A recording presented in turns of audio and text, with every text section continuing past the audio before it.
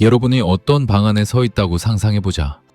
방 가운데에는 간소하게 세팅된 사각 테이블이 있고 그 위에는 촛대 2개가 놓여 있다.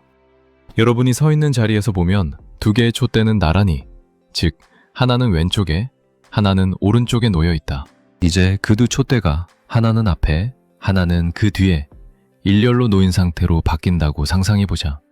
여기서 중요한 점은 여러분이 방에 대한 시점을 바꾸지 않았다는 사실이다.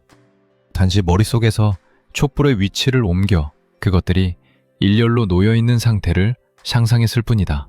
머릿속으로 촛대들의 위치를 재배치하거나 촛대들이 놓인 테이블 자체를 회전시켰을 수도 있다. 이처럼 자신은 그대로 있으면서 촛불이나 테이블을 움직이는 방식을 대상회전이라고 부른다. 이 방식은 자신을 고정된 기준점으로 삼고 사물이 움직인다고 보는 방식이다. 다시 말해 에고 중심적인 참조틀 또는 자기중심적인 참조틀이다. 이번에는 이 연습을 조금 다른 방식으로 해보자. 촛대와 식탁은 그대로 두고 2 촛대가 일렬로 놓인 상태로 보이는 위치로 여러분이 이동했다고 상상해보는 것이다. 이 방식은 인지적으로 더 많은 노력을 요구한다. 그렇게 생각하는데 약간 시간이 더 걸린다는 뜻이다. 촛대를 고정된 대상으로 보고 자신을 움직이는 것은 관찰자 회전의 예다. 이는 타자 중심적 참조틀로 자신보다 타인이나 외부 환경에 주의를 집중하는 방식이다. 첫 번째 방식은 자신을 기본 참조틀로 유지하고 세상을 조작하는 방식이다. 두 번째 방식은 세상은 그대로 두고 자신이 그 안에서 위치를 바꾸는 방식이다. 두 번째 방식이 조금 더 노력을 요하지만 훨씬 더 강력한 재구성 효과를 낸다. 뉴런이 작동할 때는 산소 요구량이 증가하고 그에 따라 해당 뇌 부위로 가는 혈류도 늘어난다. 이 산소 소비 증가는 fMRI를 통해 외부에서 측정할 수 있다. 런던의 사이먼 레무리와 동료들은 사람들이 2가지 유형의 시각적 조작 과제를 수행하는 동안 fMRI로 뇌 활동을 측정했다. 하나는 사물을 회전시키는 에고 중심적 방식이고 하나는 자신이 시점을 이동시키는 타자 중심적 방식이었다. 그 결과 서로 다른 뇌 부위가 활성화되었으며 이를 통해 2 방식이 서로 구별되는 인지 과정임이 확인되었다.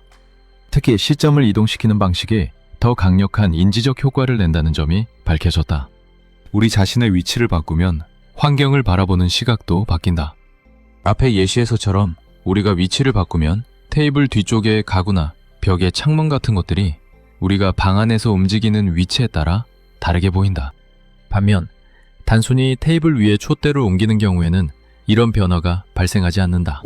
우리가 발코니에 올라선다고 상상하면 코치의 시점이 발동한다. 그러면 우리는 자신을 환경, 관계, 타임의 맥락 속에서 바라볼 수 있다. 여러분에게 코치가 되어 자신에게 조언하라고 권하는 이유는 이 과정이 더 강력한 정신적 전환을 수반하기 때문이다.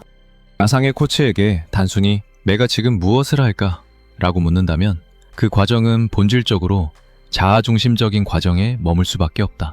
이 경우 여러분의 시야는 바뀌지 않으므로 어떤 답을 듣더라도 그 답은 여전히 자기중심적 관점에서 나온 것일 수밖에 없는 것이다. 그러므로 반드시 스스로의 위치를 재배치해야 한다. 발코니에 올라가서 실제 코치의 시각으로 더 큰 그림을 자아의 방해 없이 바라볼 수 있어야 한다. 이러한 재구성을 통해 우리는 자기 몰입 상태에서 벗어나 현재 마주한 상황을 더 명확하게 파악할 수 있다.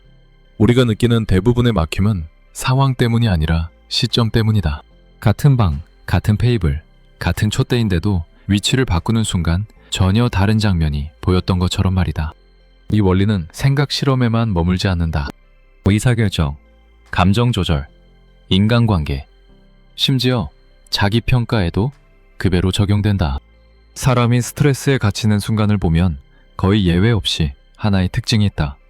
자신을 고정된 기준점으로 둔 채 모든 것을 해석하고 있다는 점이다. 여기선 아주 간단한 실험을 하나 더 해보자.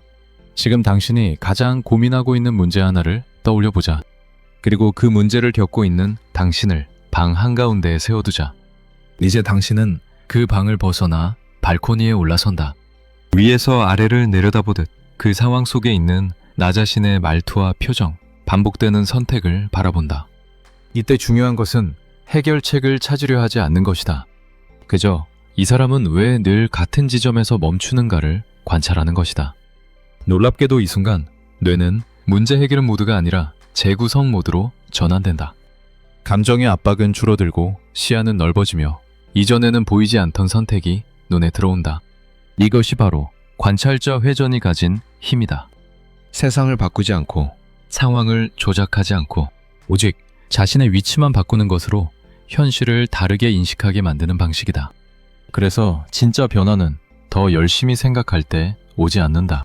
더 멀리 떨어져 볼 수 있을 때 온다.